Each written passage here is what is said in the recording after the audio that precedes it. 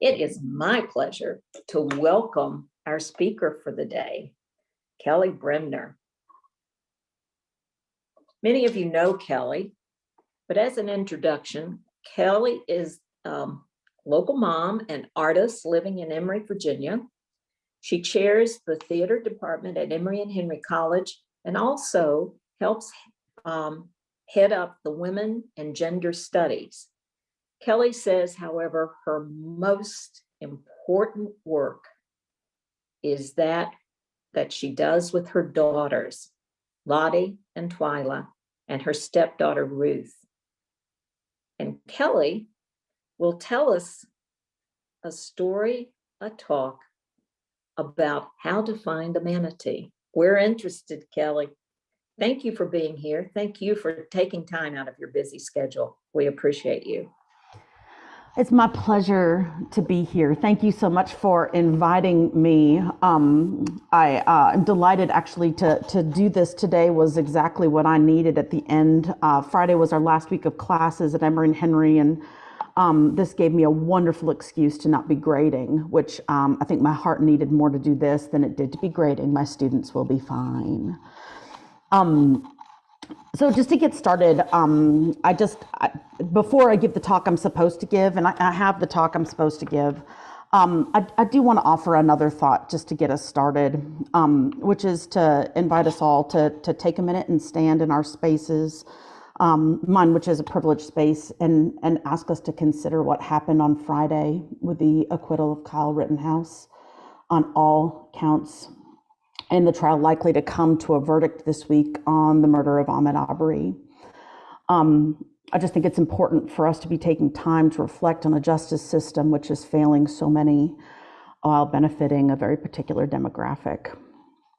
A friend of mine, Reverend Sharon Bowers, shared a thought this week which has really been resonating with me, on this idea of divine rage. I don't know if I feel divine rage, but maybe I aspire to it. But she reminds me in this quote she shared by Valerie Kaur, which says, "The aim of divine rage is not vengeance, but rather to reorder the world." And I guess that's something I can sit with today. So I just wanted to start there. And now I'll tell you how to find a manatee, okay? I promised I would, and I will. All right, so how to spot a manatee. This summer, I went on a trip with my partner to the Florida Keys. This was designed to be a very laid-back experience, and frankly, we were supposed to take a different trip, and COVID and all the things. We just kind of basically went for it, and we didn't have a lot of time to plan in advance to imagine what we might expect there. So we settled into our hotel and started to consider how to spend our next few days. And what could we see? Well, manatees is something you can see in the Florida Keys. I don't know if you all know about manatees. They're fondly called the sea cows of the ocean. They're these giant, huge creatures that graze on seagrass and are notorious for being incredibly playful with humans in the ocean. Historically, manatees have been so magical that many believe that manatees is actually where the lore of mermaids comes from. Sailors looking at manatees maybe thought they were really seeing mermaids, but they weren't. They were really manatees. And this so often happened that actually the scientific name, something I learned for this talk, for manatees is Sirenia, which echoes the sirens which lured sailors of ancient Greece to their death. And if I could just sidebar for a second here to shout out the sailors for their positive body images here of mermaids. Manatees, in my experience of them, are, shall we say, voluptuous and curvy creatures, not the emaciated mermaids we so often see in our contemporary imagery. So shout out to the sailors. So in short, we had to see one. We started looking out in the bay. We had done lots and lots of research about how to spot manatees. Manatees, before you see one, have something called manatee footprints. These are the circles you start to see under the water that are a telltale sign that there are manatees below. Folks who are operating motorboats learn to look for manatee footprints, right? This particular pattern of circles to cut their engines so as not to injure the manatees. Manatees get hit pretty often by boats. So we started to look for the manatee footprint. We started to see, or we started to hear that we would see the splashing around of manatees in shallow bays, particularly in the early morning. So we focused our search looking out, with the coffee in the morning, looking for the splashing. And every time we saw a splash, in fact, we thought, is that a manatee? No, it wasn't. We started to spend a lot of time at a place at our resort called Manatee Lookout. This seemed pretty promising. We headed there most mornings with our coffee and thinking, they probably named it that for a reason, but alas, no manatees. We rented a kayak and we paddled around the bay, playfully shouting, "Manatee," everywhere we went. And we found lots of folks that were so eager to tell us how to find a manatee. We were told there was, in fact, a mama and some baby manatees living in the very canal that we had rented our boat. And we learned that they were drawn to fresh water that people let out of their hoses and that they used to clean their boats or to clean their nightly fish catch. We also learned that this is really bad for them, although it seemed to make them so happy that people did it all the same. So where there was fresh water, there would be manatees. So diligently, a couple times a day, we started to walk by that canal. "Manatee," we kept saying as we walked by the canal, but again, to no avail. We did find some really sizable nurse sharks that were also drawn to that fish cleaning area, and we wondered if that might, in fact, be the reason we couldn't find any manatees. From here, we doubled down on our quest to find the manatees. We went to beach after beach. We read extensively in all of the resources we could find about what to look for, what environments they like, what times of day they were the most active. We stood by the edge of the water, watching bubbles rise to the surface, just sure there would be a manatee deep below that would eventually have to come up for water. So we would stand there and wait, but still no manatees. We started spotting manatees everywhere in the gift shops around the Keys, from very realistic clay sculptures to whimsical, colorful paintings. We, in fact, purchased a large, colorful painting of a wild mermaid kissing a manatee that I now have hanging in my bathroom. But still, no manatees. Day after day, after multiple walks to places that we were told we would certainly see them, where we had rented the boats, we finally read the most puzzling piece of advice yet. The best way to spot a manatee, according to this one resource, was to not look for a manatee. This website was just certain that if you intended to find a manatee, you never would. Laura had it that when you didn't look for a manatee, that and only then is when you were guaranteed to see one. Okay, so this brought me back to that at least for my childhood, that age-old sort of adage, like the wish, right, the conundrum. You can have everything you would ever want in life, my father would tell me, if you would just do one thing. Anything I wanted, if I could just do this one thing, which was never think, not even once, about elephants on motorcycles, right?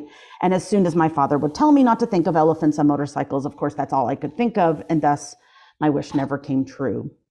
And so I started to think, how do you not look for something? How do you choose to actively not look for something?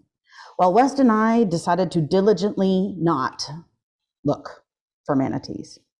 Clearly, in violation of the advice we received, we changed our regular walks, still to the canal, still multiple times a day. We did not shout for the manatees, and we did not look for manatees.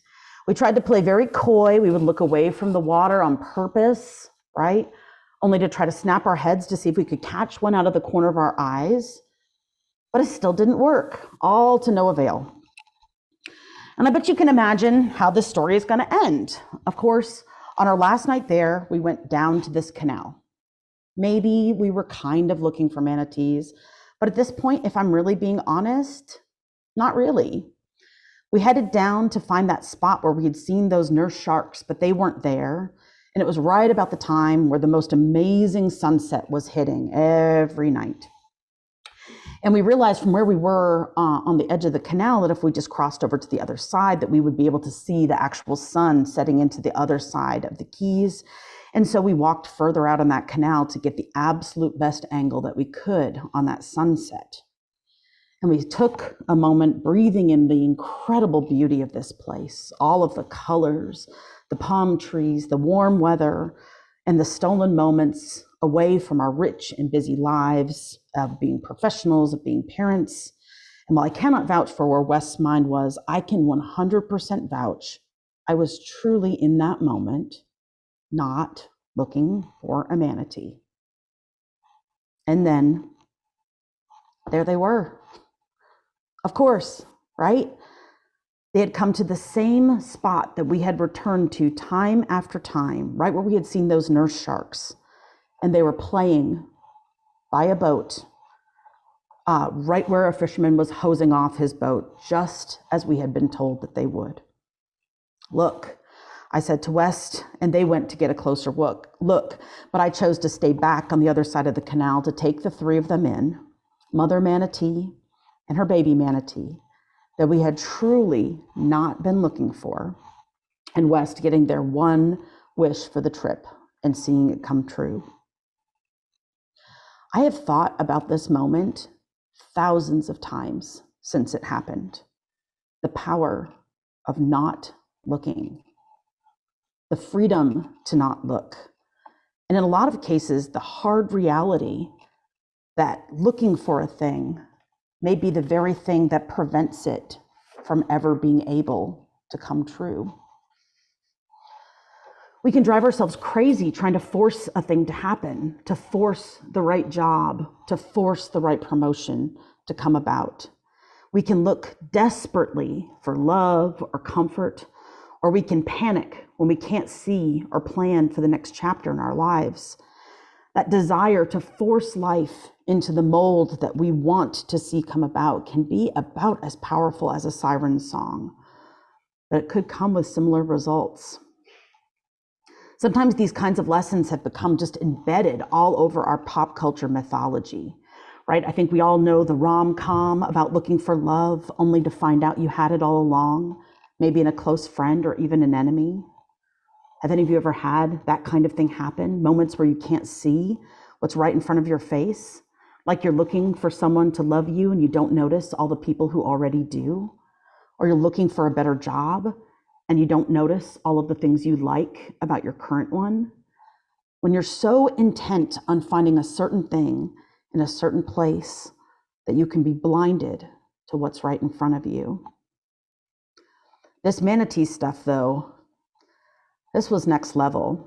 It's not that they weren't there. It's that to look for them meant that we couldn't find them. A good while back, I was directing a production of the play Proof, and I received a similar lesson. Proof is an American realistic contemporary play about a genius mathematician and his daughter. And in order to direct this play, one of the things I set out to do was to understand the level of genius that we were talking about here. I knew that I would not be able to do the math that was being discussed in the play, but I also knew in order to properly direct this thing, I needed to understand the level of genius that both the father in this play and his daughter truly commanded over numbers. I did a lot of research on genius mathematicians, like field medal winners, and I was really curious about this idea of how to work on a problem that was previously unsolved, right? How do you work on something that's never been seen? How do you go to work? Like, do you pick up a cup of coffee? Do you go to your desk? And when you get there, what do you do? I know in the movies we tend to see, mathematicians in front of those like sliding chalkboards, but I was wondering if that, is that really what it looks like? What is the work of a genius mathematician? And what I learned was, so often when mathematicians came to these genius solutions, so often when they solved these equations that no one had ever been able to previously solve, is that it most often occurred when they were not trying to solve the problem. There's a great story, and I can't find it to reference you back to the winner for today, but there was a field medal winner that my cast and I thought about a lot, where he was able to solve the equation while washing dishes. That's what it was. He was washing dishes, and suddenly he could see it after working and working for years and years to find it. Another would talk about the only place where they could solve the equations was while walking. Another, driving was their key. In short, they had to not work on it in order, and they had to engage their mind in a completely different endeavor in order to get to the result that they so desired. And I'm noticing that in this moment, framed by the pandemic and all of the sort of shifting going on in the world right now, that a lot of people seem to be desperately searching forward to find a path in a time where it is very difficult to see what that path forward might be. And time again, I find myself in my friendships and with my students and on thinking about how I found that manatee. Now, I am certainly not advocating for a kind of helplessness in the face of fate. I'm not thinking about turning a blind eye to injustices around us or suggesting that we should be passive in the face of it. I believe in actively working to make the world better, but I find myself more and more watching people suffer in the searching.